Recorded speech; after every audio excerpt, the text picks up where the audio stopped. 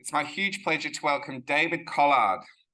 David's a Whadjuk Ballardong Nyoongar man with over 40 years experience in the government sector, with 20 years experience as a state manager in fields such as Aboriginal affairs, employment, training, sport, recreation, water, natural resources. It's a wonderful opportunity to have David here, and we really appreciate you coming. Thank you, David. He's got extensive experience running his own consultancy business. He's passionate about finding solutions to climate change, building an economic stability for Noongar people. David recognises the importance of being at the forefront with the NRM industry. Really wonderful to have you here. Thank you very much, David.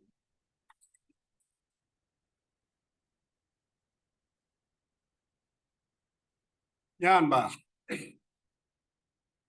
Nyanquel, Wardong, David Collard. Nyanba Jurupan to be here on Noongar Butcher, but also Whadjuk country. I've just said hello and welcome in my language. And a lot of people say, Kaya Wanju. This is some of the things that you learn when you actually do cultural competency. Who has actually had cultural competency courses in the room? I just want to see how deep I need to go in the next 20 minutes. Very deep, okay.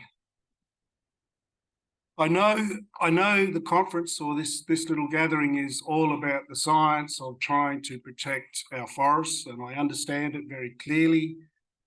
I actually, my background is I'm from the wheat belt. I grew up in the wheat belt, a little town called Queridan, just other side York. So I'm happy to say I'm Ballardong Whadjuk, okay. But people who know me and known me for a number of years, I am a Noongar man trying to do the best I can in caring for our country. And we do have a big role to play, don't we? Whether we're Noongar or Whadjuk, it doesn't matter because the results are supposed to be the same. We're supposed to be looking after this beautiful country that we have and the natural assets that we have in the southwest. Put your hands up if you think we've done a good job in the last 200 years that we've been here. That's a definite no. We have some huge global issues to deal with at the same time as trying to deal with our own little cubby house, don't we? Yeah, our own little patch of ground that we call the southwest of WA. Where do I start? Protection or is it control? I'd like to take you back because I only saw probably about 6 hands go up. When did Aborigines become a protected species in Australia or even Western Australia? Anybody want to have a guess? Say that again. 1963. There's probably 100 years before that. So we're going back in time, aren't we, when we look at when Aboriginal people were actually being protected. There was a policy called the Protection and Segregation Policy. Prior to that, we were actually protected and we had chief protectors. Who's ever watched the beautiful story of Rabbit Proof Fence? You would understand that was a policy that was protecting the Aboriginal people of Western Australia. If you go back in time a little bit before that, you'll find that Aboriginal people, and it was the children actually, that they are actually protecting. We talk about native species, don't we, when we talk about trying to protect our flora, for example, in the southwest against dieback. One of the things about the Aboriginal people is that we're also being called the native species. We were called the natives. Crazy, eh? So this is how quick and how it actually happened a long time ago. Then came along in the years to come, leading up to 1967, 1905 was an act that was actually being amended and put together and changed as it made new rules going forward for government to actually protect the Aboriginal people of the state. The incredible thing about the 1905 Act is it introduced all sorts of other atrocious sort of legislation that not only did it take people off country and stop them from doing their cultural result or cultural activities on country, like protecting and looking after the forests. I met an old lady from the Greens Party a few years ago. She's gone now, but this lady actually came to me and said, Dave, you know, when this place was colonised, you could actually ride a horse through the forest without getting a scratch on you. Do you think we can do that today? No, you'd get knocked off or you'd get shredded because of the way that we actually manage the land and how we actually try and improve the way that we protect the natural assets that we're actually afforded in Western Australia. And in saying that, it just means that there's a different regime of control that actually being introduced into the management of these natural assets. Aboriginal people being removed. And as you heard my sister Jerry talking about how she comes from this country and how we walked across the country, some of the stuff that all of a sudden through the 1905 Act disallowed people from doing their cultural responsibility to maintaining and protecting country. I've been working in Aboriginal affairs for over 40 odd years, so you can understand I've been around. I've seen a lot of policy, I've seen a lot of programs, I've met a lot of people, and yeah, we may have met, but as you can probably gather, I do try and spread myself very far and wide. I actually sit on the Forest Stewardship Council of Australia. I was on the board, I was a board member until recently, so I do know a little bit about forestry. I do know a little bit about looking at trying to address some of the outcomes and changing the way that we do business today that seem to, like the 1905 Act, exclude Aboriginal people from the management of our forests. In 1967, what are we talking about there? What are we actually talking about in 1967? What actually happened? Anybody want to have a stab at that one?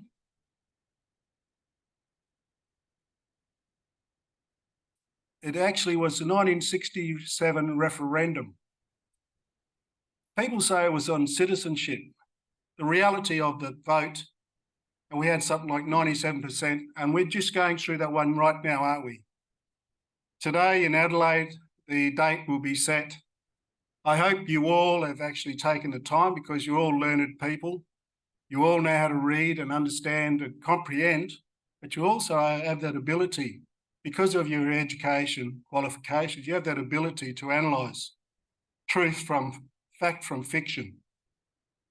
One of the things about today and the vote that we're talking about, and the same thing happened back in 1967, 97% of the population said, yes, we would like the Aboriginal people, up until then, to be included in the census. Is that citizenship? The reality is the exclusion of Black people in Australia removed them from their country. We've never heard of the colonial wars. We deny the right for Aboriginal people today to actually have a say in their affairs. The 67 referendum was where we were included. The 2023 vote for the voice is actually to give us a voice. Because up until now, we have to gamble on using people like Lydia Thorpe. We have to use people like Warren Mundine or Jacinta Price or Linda Burney. These are the people that are supposed to be our voices. So we're told by the present government and our communities. The sad fact is, how do we get a voice in the southwest of WA to actually address dieback? How do we actually assist UNESCO, for example, through the United Nations, to actually address the dieback situation in the southwest? The implications of what this virus, this disease can actually do to our society. A lot of people don't know the implications of what dieback actually does. Aboriginal people do, especially the Noongar people. And I'm not going to tell you all about it because you're the experts. That's why you're sitting here. But the reality is, do we continue to support our forestry the way that it's going at the moment? 2024 will see a change where native forests will actually be stopped. They will stop logging it. This is a win, yes? Isn't that fantastic? Great news, because one of the things that they've seen in New South Wales, in other places of the world, is the canopy. The canopy is actually coming down. It's dropping down because we love harvesting the big, tall trees. And we know what happens when the canopy comes down, don't we? Then we have a thing called United Nations with the declaration. We call it UNDRIP, which talks about the Indigenous rights of Aboriginal people. Australia hasn't signed the document, has no intention. And yet this is another control mechanism, as I call it. Are they protecting the Aboriginal people? No. They're just excluding us from the industry itself, our sovereign right to one of our rights of forestry. Mining is the next issue, and we know that we have huge implications through mining actually happening right now. And we're looking the other way, aren't we, in this room? A lot of us just look the other way. Dieback is our issue that we will fight for. And yet the implications of mining is huge. We're happy to try and work out ways of trying to find solutions for the mining sector to continue to abuse. Is that right? Some of you will say yes, some of you will say no, I disagree. The reality is the results are there. The evidence is there. What's happening north of Perth with a mining company that's looking at precious metals called Chalice is astronomical. At the moment, they say they're not going into the forests. They have aspirations because that's where the seam goes. What are we doing to protect those sites? Is it just an Aboriginal? Is it a Noongar thing that we should be putting our hands up and saying stop? Because for the last 30, nearly 40 years, we've looked the other way with Alcoa, haven't we? Alcoa's just gone slash and burn. We've just opened up the doors and say, there you are. Don't worry about our forests. We don't need it. The reality, the evidence, the science is telling us we can't look the other way. The impact of mining is well reported. We actually jump on the bandwagon when we see what's happening in the Amazon, don't we? My friends in South America are fighting a huge battle, but the rest of the world looks the other way. But Australians, we're happy to get up there and fight. Do we know what's happening in Indonesia with the small Aboriginal people that have these little claims to their land are being overridden because mining has first rights? The impact of mining is something that we in Western Australia are happy to look out for and support. You only need to look at what the government's actually doing in recent times with the spend. Climate change is coming. The federal government comes across yesterday. Prime Minister says, yeah, we're going to invest all this money into, renewable energy. But 75 to, going across closer to 80% of the population reside on this little sand plain. And yet 75% of the funding of that green energy, as they call it, is going into the Pilbara. Do you think that's fair? These are the things that we're happy to look the other way at, isn't it? Because we're just dealing with dieback. The ecosystem systems that are based here 1 out of 35 hotspots is right here in the southwest. You can see all the dots. It's all southwest. Yeah, we'll just deal with dieback. It's sad. It's bigger than dieback. I've been in this game fighting for, caring for country for over 20 years. I've been fighting for it all my life as a Noongar person because I ran through the forest, I ran through the bush, I drank from the creeks. I lived on the reserve when I was growing up. I'd like to just talk about some of the things that we know that are actually happening. Has anyone actually got a glimpse of what the Productivity Commission said the other day and their report? No? We're still just stuck our heads down in the sand looking at dieback. Okay. Fantastic, because some of the stuff about the Productivity Commission is where the funding comes from. And if we don't address these things under climate change, these things are not going to happen. We will still be a little small group trying to deal with it, looking the other way while everything else moves around us. It wasn't just that, was it? It was the intergenerational report as well by the Prime Minister that was given at the press club. There is funding coming. We understand very clearly at the international level that Biden has actually gone into trillions of dollars in debt to address climate change. The Australian government is still trying to weigh up whether they still go coal gas. You get it? Within the intergenerational by our Prime Minister, our Treasurer actually stated that we don't mind going to 2 to 2.5 degrees. I went across to Madrid to the climate change conference a couple of years ago, actually.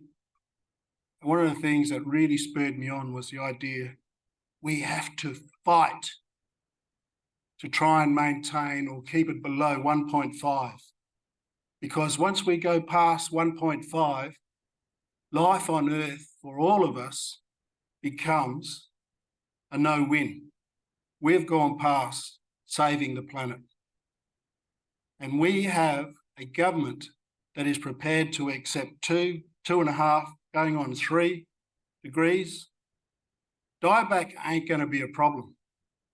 I can honestly tell you that here and now.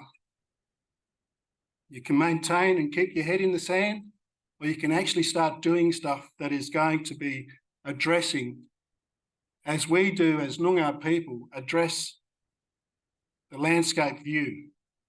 The landscape view is that you need to include Noongar people into your organisations, into your decisions, your governance structures.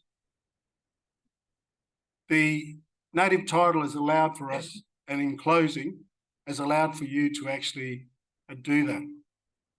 Regional groups have been set up, and these are the organisations that you should be going and partnering up with to try and provide that landscape view. In closing, I'd just like to say, I love my country. I love the jobs and the work that you guys do. I'm not ashamed to say that. I understand that sometimes in the reality of what we deliver on a day-to-day basis, it can look like we've got our heads in the sand.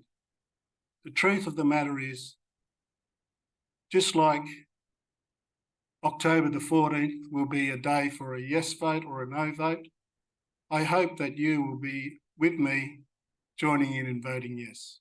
Thank you.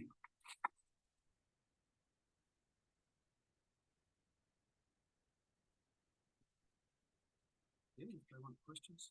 I think we've got a couple minutes. Thank you so much, David. I'll just extend my huge gratitude to David for really opening our eyes and widening our scope. David talked about cultural aspects. David talked about a wide range of ecological aspects. David talked about climate change. I think it's so valuable that we have someone coming here to expand our perspective and really look at the ecology and the environment at a wider point of view. I really hope we can form partnerships with David, with other Noongar people, with these small groups that are forming throughout the state. This is such a, we have so many challenges, but there are wonderful opportunities to do things better and to learn. And we're all here to learn. So thank you so much, everyone, for being here. We've got a little bit of time. I think it'd be really valuable if we had any questions or any opportunity to engage with David. Would anyone like to ask a question? Thanks.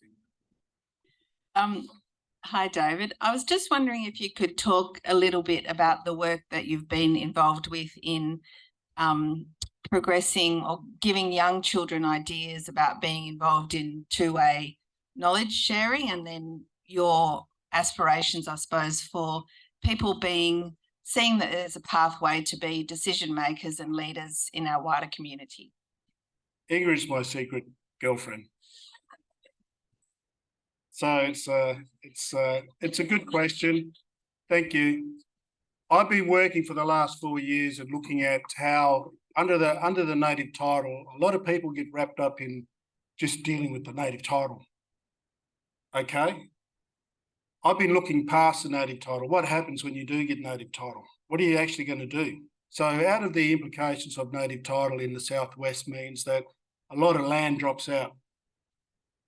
So land and land management is a critical issue that needs to be addressed. So I went in, and I'm going back 10 years, looking at how we can address the need for our land managers, Noongar land managers, being involved in protecting and caring for country. One of the fastest ways of trying to get there is a captured audience. Within our school system, we have a captured audience, so our kids are coming through. I started a program funded by Lottery West 4 years ago, and we've actually been able to go from where teachers are saying, Dave, you're just making more work for me. And I've said, well, bear with me and we'll see if we can walk you through the whole process. Today, we have that same teacher coming to me, I need more of this. The reality is two-way learning and two-way science is the critical process that we've actually been able to change. Curriculum and change of curriculum within the education system, you can probably imagine how hard it is. Just trying to get a topic of dieback in there is just like, you might as well just go away because they're not going to listen to you. The education system is very rigid. It's been there since year dot and they don't want to change. However, in recent times, just by giving them and showing the evidence of what can be achieved, we've actually turned things around just in one school, showing that the ability of young people coming through, learning the science, because it's not just looking at, for example, one topic of under social science or you know, HAS as they call it. We look at all of the subjects, all the curriculum. So we speak, we talk, we share with them Noongar language, so they understand what plants are available, not just the scientific names, but the Noongar names for them. The kids get this, they get it hands-on excursions, hands-on, so we take them out once a week on country, showing them the wonderful lifestyles that they can enjoy. The other side of it too is that we actually have a process of reconciliation occurring where it's not just Noongar kids, it's the whole school, from year 1 right through to year 10, going through and doing these sort of activities. Elders come in and share their knowledge. They talk about their history. They also talk about some of the stuff that they can remember. So the intergenerational transfer of traditional ecological knowledge is so important. But we've been able to share that through the education system, which I call my red Monaro, the fastest one I could find. And I have seen an amazing approach where our education of our kids can actually improve how we look after our natural assets in the future. Because without the capacity coming from this side of the equation, we're not going to have. And you only need to look around all the volunteer NRM groups, and I've been involved with them for a while. I'm in a stoush with a couple of them at the moment. But the truth of the matter is that people who know me know that I'm very passionate about protecting and caring for my country. People who know me also understand that the things that have been said about me in recent times is all lies. And I'm hoping that that can be clarified very, very quickly. I do have a couple of apologies that are coming back through me. But understand this, I will continue to take kids out on country and talk to them. I have an old guy by the name of Bruce Ivers, who we take kids from the city out into the country planting trees. So these are the sort of things that we do. If we do not transfer the knowledge across to these kids, and when I was just talking about the NRE, you only need to look at the membership to see how old that group is getting. They're getting worn out as well. So if we don't start bringing the younger kids through, we're going to have a huge, big gap of where our volunteer base is coming from, where the next generation are going to take up that responsibility, because they're the ones who inherit the decisions we make today. Thank you, David. Just another question that's come through, somewhat similar. A question around forming partnerships with Noongar people and mechanisms to engage young people in local governance groups, in organisations. Just any suggestions or recommendations on partnerships? Okay, so that project I just talked about, we also have partnerships with the Shire. We've actually, the Shire wiped out $60,000 worth of groundworks for a project that we actually did within the school, set up a bush garden. So the kids actually were the ones who planted the bush garden.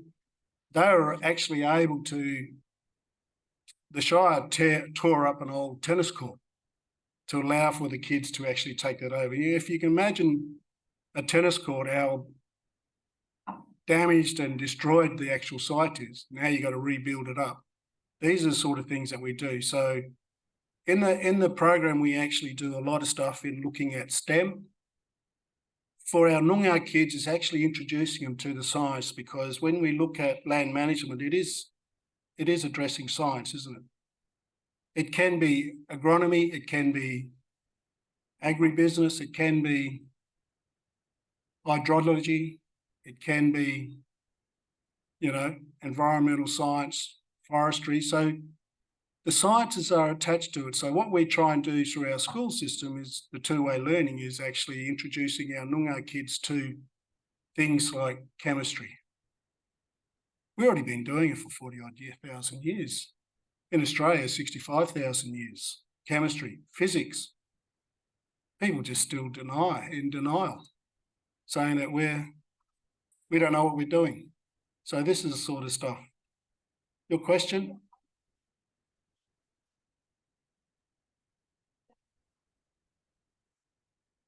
Yes. The project it's been specifically attached to Quirting District High.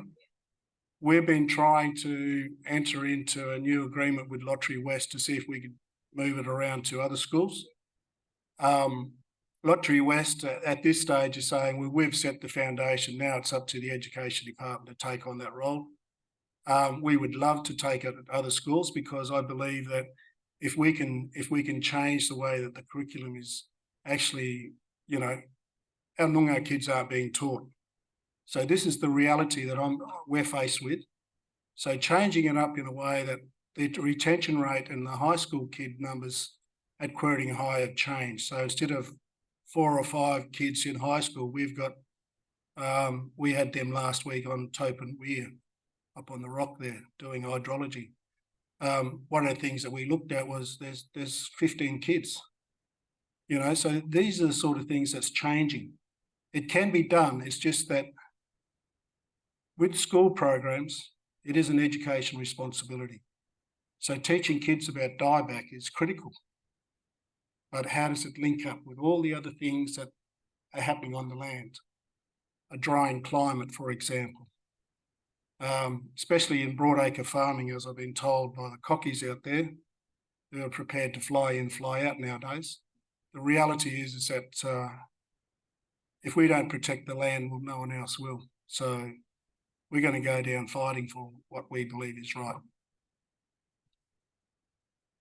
Another question here. We do have a roving mic as well if anyone wants to use a mic.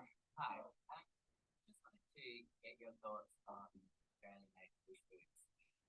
Yes. The industry that's growing, how you see the potential risks that Oh, look, I'd like to see it yeah. involved. I got involved with Amanda Garner from Victoria, who was driving and pushing for bush foods in Australia, something like nearly 15 years ago. So there was a lot of stuff happening on the East Coast. I was trying to drive the thought of maybe doing stuff in the West. There is stuff happening in the Kimberleys. So then we came across a biosecurity. So biosecurity in regards to the IP, intellectual property of native species. So you can see then we started crossing over and go, oh, hang on. So a major company was trying to utilise a bush food that grows in the Kimberleys, the Kakadu plum. Very high in vitamin C, 10 times, what the little local orange is doing down in Donnybrook. The truth of the matter is, this is what we actually have just seen recently with Professor Peter Clinton's. Actually, we've been workshopped. We've got to a stage where they're trying to introduce a bill to Parliament addressing the need to make sure that we don't give away all of our intellectual property to our native species in Australia, especially in Western Australia, because there's nothing like this actually in the bill, in legislation at the moment. So the protection of those species is critical. The bush foods, there is a huge niche market at this stage because people are still scared of the stuff that the Noongar people, for example, have been talking about. And because of the lack of, it's not broadacre farming, it is niche. So you can understand that you're probably not going to be making millions of dollars each crop until you get in, say, something where you can, for the right climate, the right area. I mean, it all diversifies over all of the different bioregions that we have. So the truth is that Noongar or Aboriginal people in West Australia are looking at it, have been involved in it, not as much as I believe they should be, but at the same time, it comes back to that question of, are we invited in the door or not to sit at the table? And there was another question there? No? Can I just give you...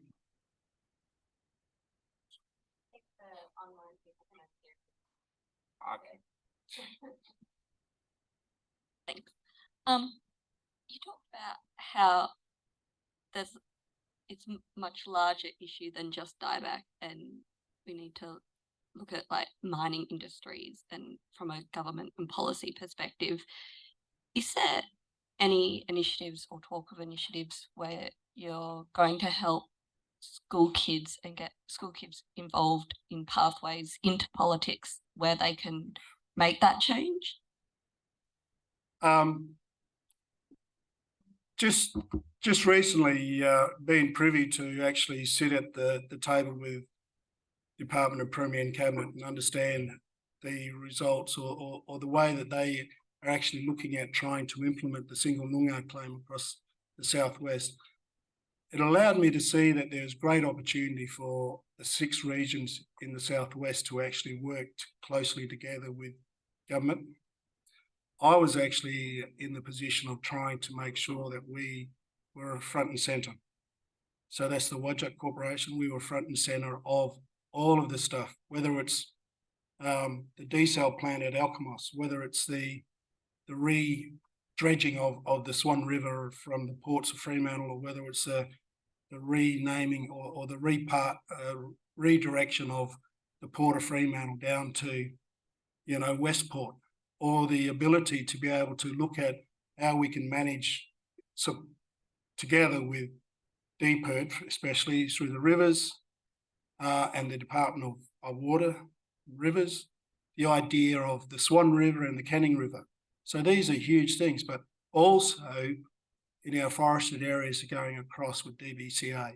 So these are large things that I was looking at, but I was also trying to address as Noongar people the idea that we need to ensure that we keep an eye on the big issue of climate change and making sure that whatever we do on-ground works here actually addresses the bigger one. Because if you don't, then the left hand's not doing what the right hand should be doing. Thank you, David.